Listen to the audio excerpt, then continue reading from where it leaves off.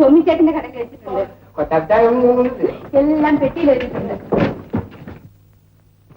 നീ കോളേജ് അടച്ച വിവരത്തിൽ എന്ത് എഴുതാഞ്ഞത്? പന്തളം വരെ ഒരു കൂട്ടുകാരി ഉണ്ടായിരുന്നു അമ്മച്ചി. നീ വല്ലാതെ ക്ഷീണിച്ചു പോയല്ലോ. നിനക്ക് അസുഖമൊന്നും ഇല്ലല്ലോ? ഒന്നില്ല അമ്മച്ചി, പരീക്ഷയ്ക്ക് പഠിച്ച ക്ഷീണമാണ്. ഞാൻ പോയി കുളിച്ച് സാരി മാറ്റിട്ട് വരാം. അമ്മച്ചി, ലിസി ഇങ്ങോട്ട് വരാറില്ലേ? അത് കൊള്ളാം. കല്യാണം പിന്നെ ഇവിടെ ഒറ്റയ്ക്ക് താമസിച്ചു. അവളുടെ മാപ്പിളയെ കൂടെ അവൾ തൃശ്ശൂർക്ക് പോയിരിക്കാൻ പറയാം.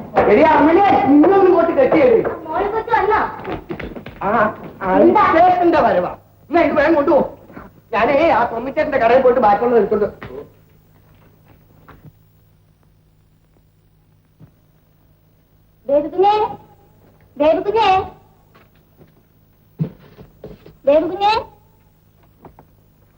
എന്താ പിന്നെ?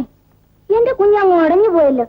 ഈ പൊടി, നിനക്ക് തോന്നുന്നതാ. അല്ല കുഞ്ഞ്, സത്യമായിട്ട് ഒന്ന് ഉടഞ്ഞിട്ടുണ്ട്. പൊടി ഇവിടെ നിന്ന്